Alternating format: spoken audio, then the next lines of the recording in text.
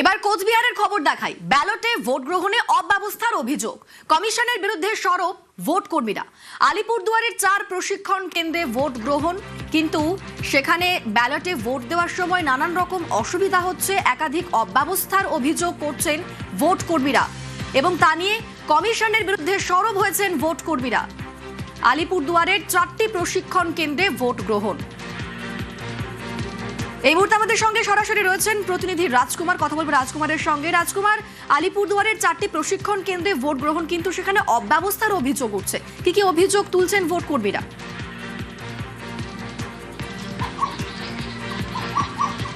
দেখো অনিন্দিতা, যে সমস্ত সরকারি কর্মীরা যারা 23শে এপ্রিল ভোট গ্রহণ করবেন, অর্থাৎ প্রথম দফার যে ভোট, যেখানে তাদেরকে যে ডিউটি দেওয়া হয়েছে, সেই সমস্ত যে সরকারি কর্মচারী তারা কিন্তু ব্যালটে আগে থেকেই ভোট দিচ্ছেন এবং এই যে ভোট দেওয়ার সময় তারা কিন্তু অব্যবস্থার অভিযোগ করেছেন।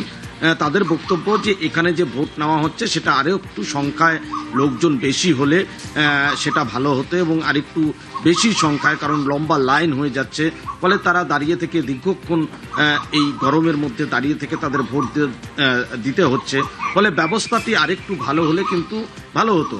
যদিও অনিন্দিতা বলে রাখি, কোনো রকম ছাড়াই কিন্তু বিঘ্ন ছাড়াই কিন্তু এই ভোট গ্রহণ প্রক্রিয়া কিন্তু হয়েছে। অনিন্দিতা, বেশ, ধন্যবাদ রাজকুমার। ব্যবস্থাপনা যথেষ্ট নয় এবং যথেষ্ট কর্মীর অভাব আছে এবং আমাদের ভোট দিতে গিয়ে কিন্তু প্রচুর অনেকক্ষণ ধরে লাইনে দাঁড়িয়ে আছি, কিন্তু ভোট দিতে কিন্তু আমরা পারছি না, লাইন নড়ছে না। তো অনেকক্ষণ ধরে দাঁড়িয়ে আছি, মানে গণধর্ম হচ্ছে, আরও সিস্টেমেটিক হওয়া উচিত বলে আমি মনে করি।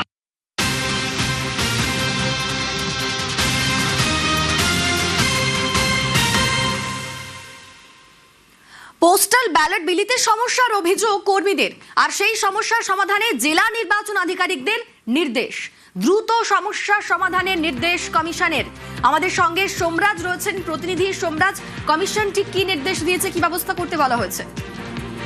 দেখো, ভোট কর্মীদের তরফে অভিযোগ উঠে আসছিল যে পোস্টাল ব্যালটে যে ভোট দেওয়ার যে প্রক্রিয়া, সেই প্রক্রিয়া একাধিক সমস্যা তৈরি হচ্ছে এবং সেই কারণেই সব জেলা শাসককে রাজ্যের মুখ্য নির্বাচনী আধিকারিকের দপ্তরের তরফে নির্দেশ দেওয়া হয়েছে যে ভোট গ্রহণের 3 দিন আগে থেকে 1 দিন পর্যন্ত যে সমস্ত ফেসিলিটেশন সেন্টার আছে সেই সেন্টারগুলিতে পোস্টাল ব্যালটের ব্যবস্থা করতে হবে। এছাড়াও ডিস্ট্রিবিউশন সেন্টারেও যাতে পোস্টাল ব্যালটে ভোট দেওয়ার সুযোগ রাখা যায় সেই ব্যবস্থাও রাখতে হবে এবং জাতীয় নির্বাচন কমিশনের যে নির্দেশিকা রয়েছে সেই নির্দেশিকা মেনেই পোস্টাল ব্যালটে ভোট গ্রহণ এবং ব্যালট সংরক্ষণ করতে হবে। এছাড়াও নির্দেশ দেওয়া হয়েছে 29শে এপ্রিল যে জেলাগুলিতে ভোট রয়েছে তার জন্য বিশেষ ব্যবস্থা করতে হবে। বিশেষ করে প্রতি 50 থেকে 60 জন ভোটারের জন্য আলাদা ভোটিং কম্পার্টমেন্ট করতে হবে এবং প্রশিক্ষণের শেষ দিনেই যাতে ভোট দেওয়া যায় সেই বিষয়েও রাজ্যের মুখ্য নির্বাচনী আধিকারিকের দপ্তরের তরফে জেলা শাসকদের বলা হয়েছে ভোট কর্মীদের তার জন্য বিশেষভাবে নির্দেশ দেওয়ার জন্য। অর্থাৎ সব মিলিয়ে পোস্টাল ব্যালট নিয়ে যে অভিযোগ উঠে আসছিল ভোট কর্মীদের তরফে যে তারা পোস্টাল ব্যালট দিতে পারছেন না, সেই কারণেই রাজ্যের মুখ্য নির্বাচনী আধিকারিকের দপ্তরের তরফে জেলা শাসকদের নির্দেশিকা দিয়ে জানিয়ে দেওয়া হলো যে ভোট গ্রহণের 3 দিন আগে থেকে 1 দিন আগে পর্যন্ত পোস্টাল ব্যালট দেওয়া যাবে। বেশ, ধন্যবাদ।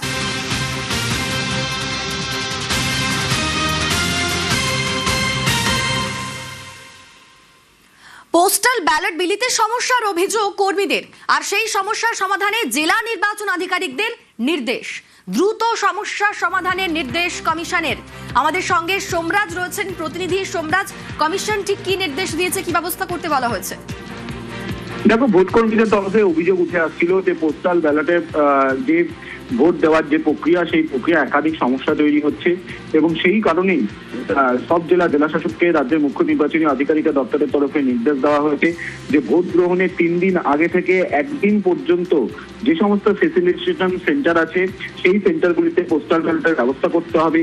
এছাড়াও ডিস্ট্রিবিউশন সেন্টারেও যাতে পোস্টাল ব্যালটে ভোট দেওয়ার সুযোগ রাখা যায় সেই ব্যবস্থাও রাখতে হবে এবং জাতীয় নির্বাচন কমিশনের যে নির্দেশিকা রয়েছে সেই নির্দেশিকা মেনেই পোস্টাল ব্যালটে ভোট গ্রহণ এবং ব্যালট সংরক্ষণ করতে হবে। এছাড়াও নির্দেশ দেওয়া হয়েছে 29শে এপ্রিল যে জেলাগুলিতে ভোট রয়েছে তার জন্য বিশেষ ব্যবস্থা করতে হবে। বিশেষ করে প্রতি 50 থেকে 60 জন ভোটারের জন্য আলাদা ভোটিং কম্পার্টমেন্ট করতে হবে এবং প্রশিক্ষণের শেষ দিনেই যাতে ভোট দেওয়া যায় সেই বিষয়েও রাজ্যের মুখ্য নির্বাচনী আধিকারিকের দপ্তরের তরফে জেলা শাসকদের বলা হয়েছে ভোট কর্মীদের তার জন্য বিশেষভাবে নির্দেশ দেওয়ার জন্য।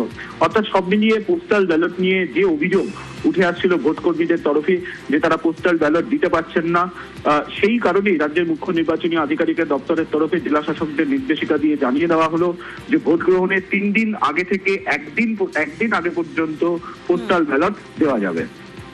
বেশ, ধন্যবাদ সোমরাজ।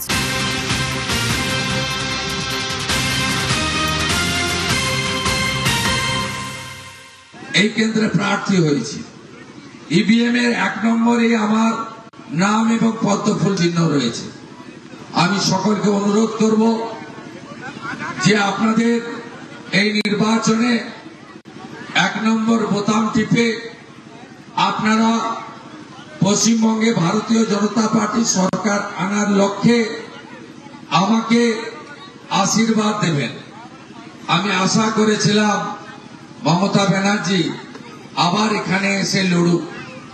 উনি অনেক বড় বড় কথা বলে বেরিয়েছেন 5 বছর, কিন্তু মমতা ব্যানার্জি সে চ্যালেঞ্জ অ্যাকসেপ্ট করেনি। তিনি তার দলের কোন লোককেও খুঁজে পাননি। একজনকে ভাড়া করেছেন, একজনকে কিনেছেন, তাকে আমার বিরুদ্ধে দাঁড় করিয়েছেন। তাকে আপনারা কেউ চেনেনই না।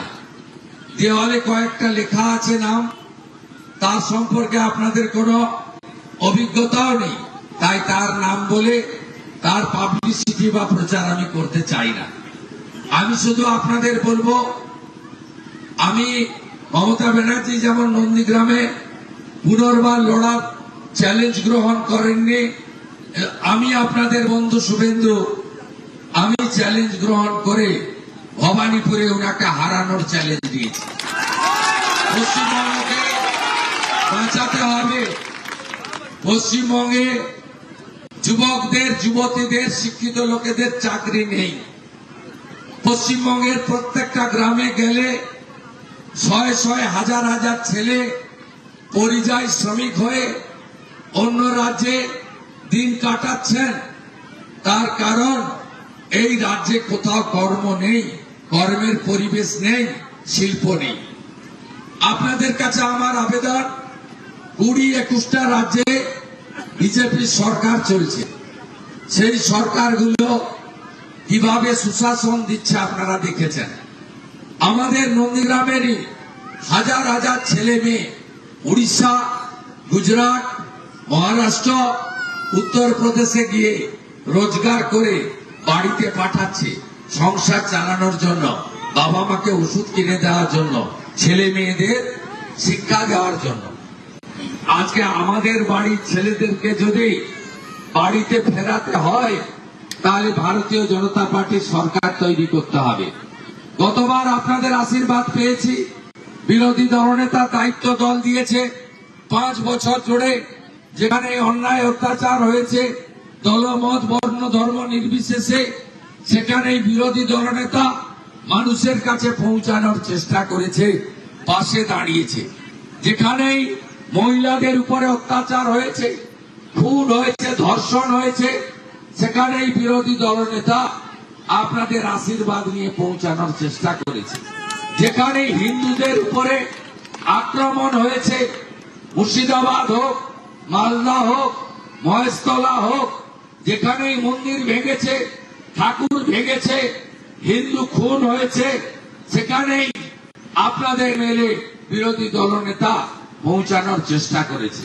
তাই এবারে বিজেপি সরকার তৈরি করবে। আহমেদাবাদ 1-এর মানুষের কাছে আমি আবেদন করব, এই এলাকার সার্বিক উন্নয়ন, এই এলাকায় ধর্মকর্ম পালনের স্বাধীনতা, এই এলাকায় শিক্ষিত যুবকদের মেধার ভিত্তিতে চাকরি, এই এলাকার পরিযায়ী শ্রমিকদের বাড়িতে ফিরিয়ে আনা, এই এলাকার রুরাল হেলথ সেন্টার থেকে স্কুলগুলোর পরিবেশ আরো উন্নতিকরণ করা, এই এলাকায় নিকাশি রাস্তার ব্যবস্থার আমূল পরিবর্তন করতে গেলে আগামী দিনে ভারতীয় জনতা পার্টির সরকারকে পশ্চিম বাংলায় আনতে হবে। আমাদের প্রধানমন্ত্রী নরেন্দ্র মোদীজি বলেছেন, আয়ুষ্মান ভারতের কার্ড 5 লাখ টাকা পর্যন্ত চিকিৎসা বিজেপি এলে পাবেন, গোটা ভারত পায়, আপনাদের দেওয়া হবে। বিশ্বকর্মা যোজনা হাতের কাজ যারা করেন তাদেরকে আমরা বিশ্বকর্মা যোজনাতে তাদের অর্থ দেব, গোটা ভারতে চালু আছে, এই মুখ্যমন্ত্রী চালু করতে দেয়নি। আজকে ভারতীয় জনতা পার্টি তার রাজ্যগুলিতে যা কথা দিয়েছে কথা রেখেছে। উড়িষ্যায় সুভদ্রা যোজনায় এককালীন মহিলারা বছরে 50,000 টাকা পাচ্ছেন, দিল্লিতে 2,500 টাকা পাচ্ছেন, হরিয়ানায় 2100 টাকা পাচ্ছেন, মহারাষ্ট্রে 2,000 টাকা পাচ্ছেন, 500 টাকায় গ্যাস পাচ্ছেন রাজস্থানে, দিল্লিতে। আজকে 3100 টাকা করে ধান কিনছে ছত্তিশগড়ের বিজেপি সরকার। হরিয়ানাতে 3 মাসের মধ্যে 3,55,000 সরকারি চাকরিতে নিয়োগ হয়েছে। আজকে গুজরাটে টাটা সহ এত শিল্প এসেছে, সেখানে কেউ কোনো বেকার নেই। পশ্চিমবঙ্গ থেকে লক্ষ লক্ষ বেকার যুবক চলে যায় গুজরাটে কাজ পাওয়ার জন্য। তাই পশ্চিমবঙ্গে বিজেপির সংকল্প পত্র আমরা দিয়েছি। আমরা কি বলেছি? মহিলাদের সুরক্ষা আগে দেব। আজকে আরজি করের মা পানিহাটিতে যে ডাক্তার বোনকে ধর্ষণ খুন করা হয়েছিল, তিনি আজকে ভারতীয় জনতা পার্টির প্রার্থী। সন্দেশখালীর প্রতিবাদী মুখ রেখা পাত্র, তিনি আজকে বিজেপির হয়ে হিঙ্গলগঞ্জে লড়ছেন। আসুন মা বোনেরা, পশ্চিমবঙ্গ থেকে এই ধর্ষণ নামক শব্দটা আমরা তুলে দিই, মা বোনেদের অত্যাচার আমরা থেকে বাঁচাই। আমরা ঘোষণা করেছি যে প্রত্যেকটি কেসকে পুনরায় ওপেন করা হবে এবং প্রত্যেকটা থানায় মহিলা ডেস্ক করা হবে, দুর্গা স্কোয়াড তৈরি করা হবে, মহিলাদের 2টো ব্যাটালিয়ন তৈরি করা হবে, একটি মাতঙ্গিনী হাজরার নামে, একটি রানী রাসমণির নামে। আজকে যদি আপনি বার্ধক্য ভাতা, পিএম কিষাণ, মহিলাদের ভাতা মিলে আপনার বাড়িতে 4,000, 5,000, 6,000 টাকা ঢোকে, আগামী জুন মাস থেকে বিজেপি সরকার এলে আপনি ডবল টাকা পাবেন। মহিলাদের 1,500 টাকা আমরা 3,000 টাকা করে দেব, 1 জুন অ্যাকাউন্টে ঢুকবে। বেকার যুবক ভাই বোনেদেরকে আমরা 1,500-এর বদলে 3,000 টাকা দেব। তৃণমূল সরকার বলছে 5 বছর দেব, বিজেপি সরকার বলছে আমরা যতদিন না চাকরি দিতে পারছি ততদিন দেব। বার্ধক্য ভাতা এখন 1,000 টাকা করে পান আপনারা। 800 টাকা ভারত সরকার দেয়, 200 টাকা রাজ্যের সরকার দেয়।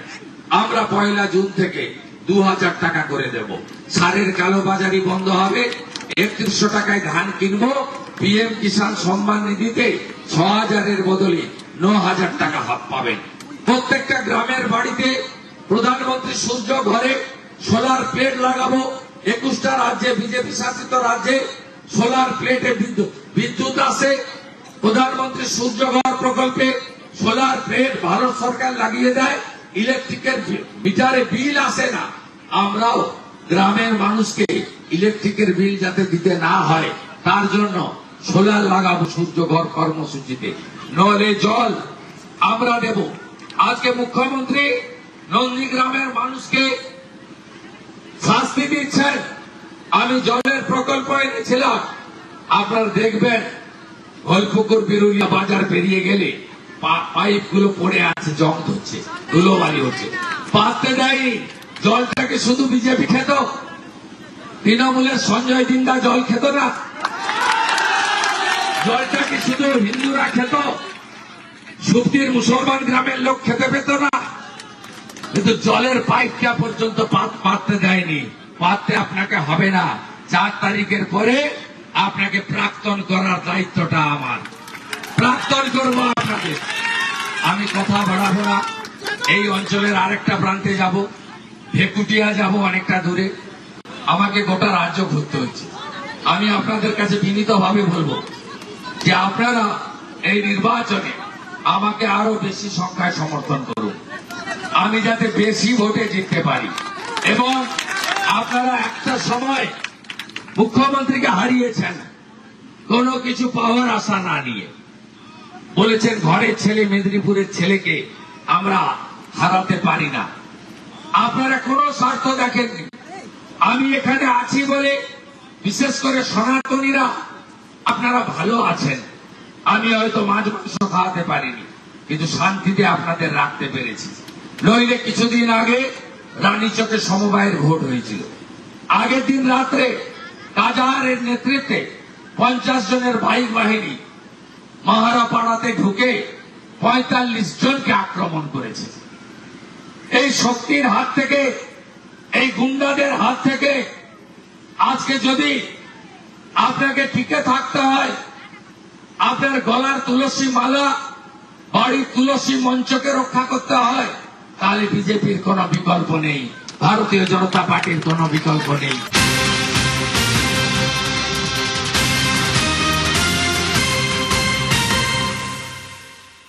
কলকাতায় আগ্নেয়াস্ত্র উদ্ধার এসটিএফ এর অভিযানে উদ্ধার 6 আগ্নেয়াস্ত্র। রাজাবাজার সায়েন্স কলেজের সামনে আগ্নেয়াস্ত্র উদ্ধার। কলকাতা পুলিশের এসটিএফ এর অভিযানে সাফল্য। আগ্নেয়াস্ত্র সহ একজনকে গ্রেফতার করা হয়েছে। এই মুহূর্তে আমাদের সঙ্গে সরাসরি রয়েছেন প্রতিনিধি অমিত। অমিত, কি খবর পাওয়া যাচ্ছে এই আগ্নেয়াস্ত্র উদ্ধার নিয়ে? এখনো পর্যন্ত কি কি খবর পাচ্ছি আমরা? সরাসরি নিউজ 18 বাংলার দর্শকদের জন্য দেখাবো এই মুহূর্তে একদম ঘটনাস্থল থেকে রাজাবাজার সায়েন্স কলেজের সামনে কলকাতা পুলিশের এসটিএফ এর হাতে গ্রেপ্তার করা হয়েছে। এই যে অভিযুক্ত বসে রয়েছে দেখতে পাচ্ছ, এই মুহূর্তে কলকাতা পুলিশের এসটিএফ এর কর্তারা এই মুহূর্তে তারা কাজ করছেন এবং রাজাবাজার সায়েন্স কলেজের সামনে থেকে এই যে একদম টেবিলের উপরে দেখুন সারি সারিভাবে সাজানো রয়েছে লাইভ কার্টিজ, 6টি দেশি পিস্তল ইতিমধ্যে বাজেয়াপ্ত করা হয়েছে এই অভিযুক্তের কাছ থেকে। মূলত পাচারের উদ্দেশ্যে বা বিক্রি করার উদ্দেশ্যেই এই ব্যক্তি আগ্নেয়াস্ত্রগুলো নিয়ে এসেছিল, এমনটা প্রাথমিকভাবে জানা যাচ্ছে এসটিএফ এর সূত্র থেকে। কারণ তুমি জানিয়ে রাখবো যে রাজাবাজার সায়েন্স কলেজ এলাকাতে গত বছর আমরা দেখেছিলাম প্রায় নভেম্বর ডিসেম্বর মাসে এই এলাকাতেই অস্ত্রের হাত বদল করতে গিয়ে কলকাতা পুলিশের এসটিএফ এর হাতে 5 থেকে 6 জন গ্রেপ্তার হয়েছিল। একদম ভোটের দোরগোড়ায় আমরা রাজ্য দাঁড়িয়ে রয়েছে এবং কলকাতা পুলিশের তরফে বিভিন্ন জায়গাতে নাকা চেকিং বা নাকা তল্লাশি চালানো হচ্ছে এবং বিভিন্ন তাদের যে ইন্টেলিজেন্স ইনপুট রয়েছে তাদের কাজে লাগানো হয়েছে। কারণ কলকাতা পুলিশ কমিশনার স্পষ্ট করে দিয়েছেন যে নির্বাচনের আগে যে কোনো প্রকারণ বেআইনি অস্ত্র যদি শহরে ঢোকে পাকড়াও করতে হবে বা গ্রেপ্তার করতে হবে।